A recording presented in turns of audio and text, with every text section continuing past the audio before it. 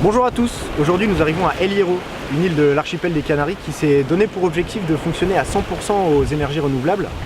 Donc nous sommes partis hier de La Gomera et on va essayer pendant 4 jours de comprendre comment et pourquoi un tel projet a-t-il pu être mis en place. Et finalement, est-ce que c'est possible pour une île de fonctionner à 100% aux énergies vertes? Traigo para ti algo excitante, mi jarabe te levanta de la tumba, es un jaleo pa' que siempre estés adelante, un poquito de melaza son y rumba, es un pasito que te voy a enseñar, un menejito que sé que te gustará, y cuando aprendas a bailarlo con sabor, te aseguro que este ritmo gozarás. El Hierro est une île volcanique de 280 km² et peuplée de 10 700 habitants. L'absence d'explosion démographique sur les Canaries a permis à l'île de préserver son milieu naturel et ses activités traditionnelles. L'UNESCO l'a donc classée comme réserve de la biosphère en 2000. Jusqu'en 2014, El Hierro produisait son électricité grâce à une centrale thermique. Les 6000 tonnes de fioul nécessaires à la centrale étaient importées de Tenerife, une île située à 300 km d'El Hierro. À présent, l'île tend à devenir 100% autonome en énergie renouvelable grâce à sa centrale hydroéolienne. Hola amigos, bienvenido al Corona del Viento.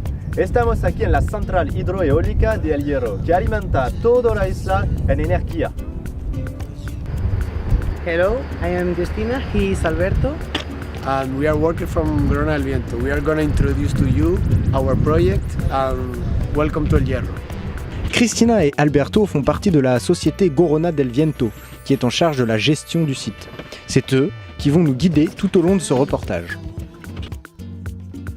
À présent, regardons de plus près comment cela fonctionne. Pour être 100% autonome, voici simplement le système.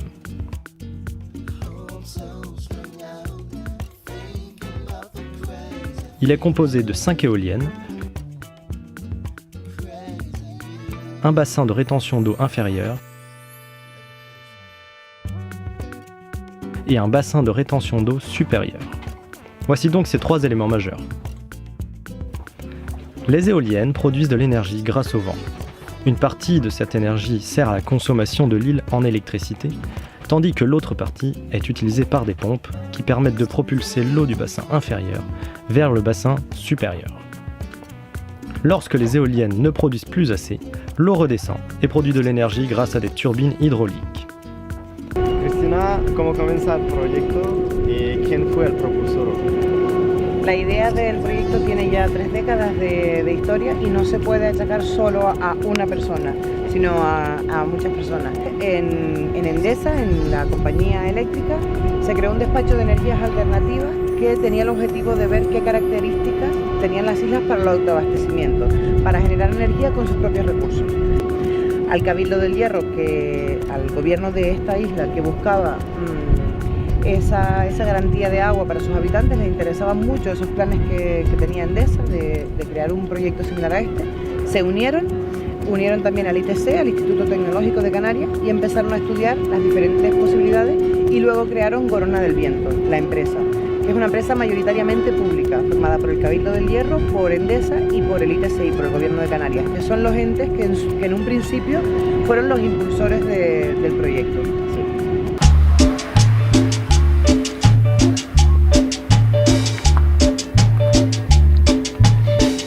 Alors nous voici rendus dans le parc éolien d'El Hierro à 700 mètres d'altitude où sont situées donc les 5 éoliennes sur un joli flanc de colline bien orienté pour le vent. Et donc chaque jour elles produisent combien? 5 millions de mégawatts? Alors non Robin, chaque jour elles produisent 11,5 MW. Ah oui, c'est déjà pas mal. Ce qui est déjà pas mal. Et ça constitue la source principale d'énergie de l'île. Merci le vent. Merci le vent. Ici les éoliennes font 64 mètres de haut et les pales à peu près 30-35 mètres sur la moitié.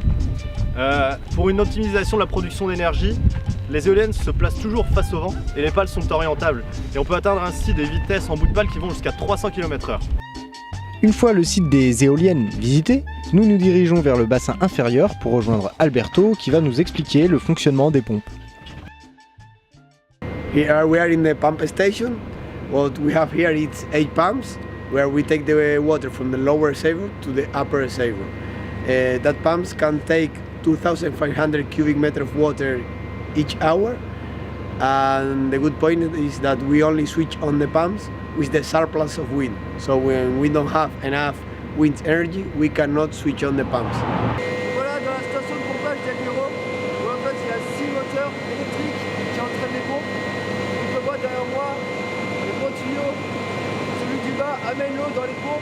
puits du haut emmène l'eau jusqu'au haut du bassin. Donc on voit ici un moteur électrique qui permet de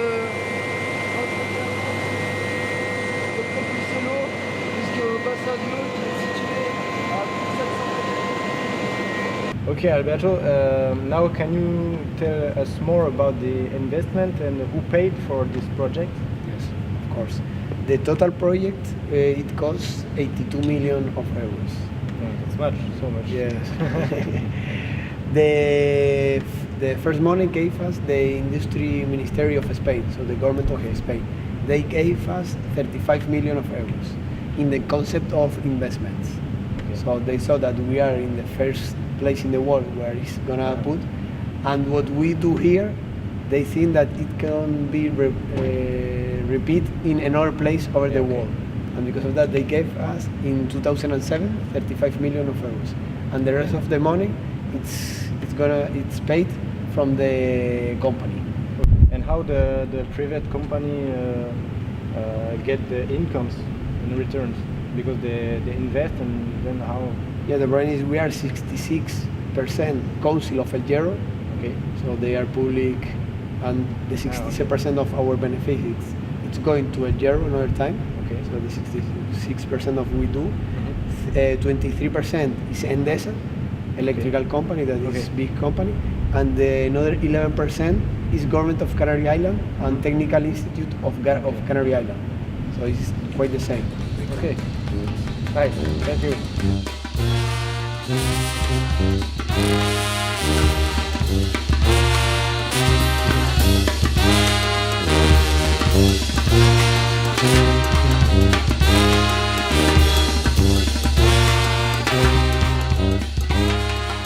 So can you explain to us how the turbine works? Yes, of course. We have 4 water turbines, and each one could produce 2.8 megawatts, so in total 11.3 megawatts. What the water turbine do is to control the instability or the irregularity of the wind. So that means we have, for example, 3 megawatts of production, 2 with the wind farm and 1 with the water turbine. No, we cannot control the wind.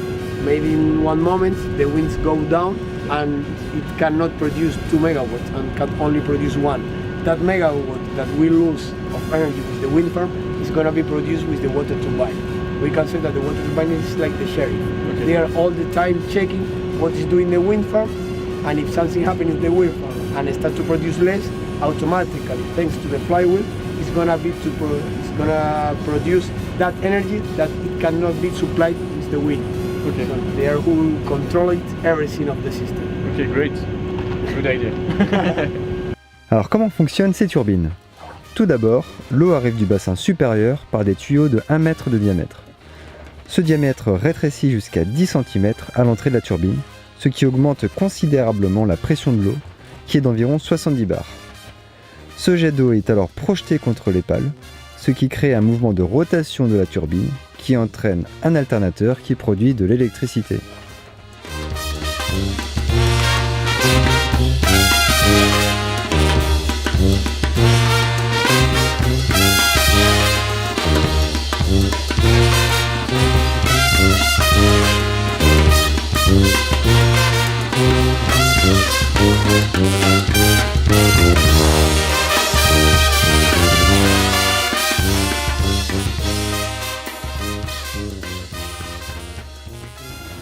¿Qué piensa la gente del Hierro del proyecto?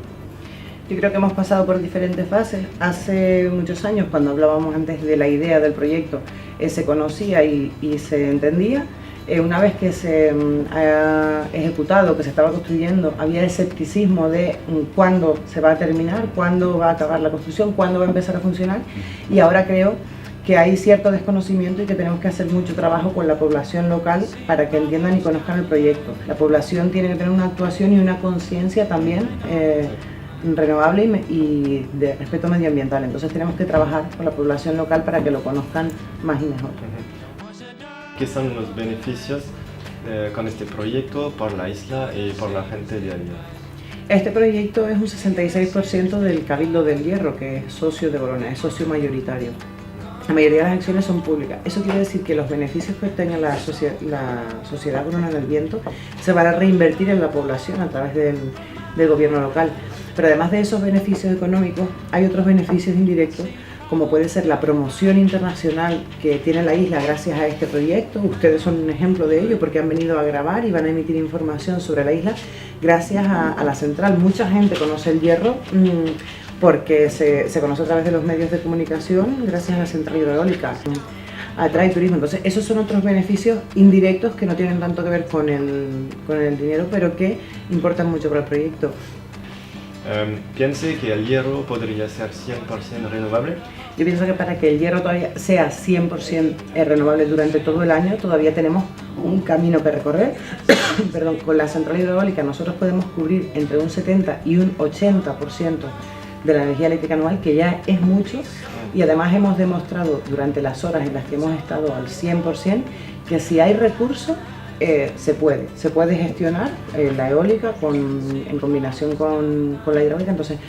Entonces ya tenemos un buen camino recorrido, porque con la central podemos llegar a un 80%, y ahora hay que introducir otros proyectos como puede ser el vehículo eléctrico o como puede ser adaptar la gestión del agua a la producción de energía, o sea, la gestión del agua potable para los habitantes, la desalación, la elevación a las poblaciones a las horas en las que la central está produciendo, y así conseguir ampliar ese 80% que ya es bastante.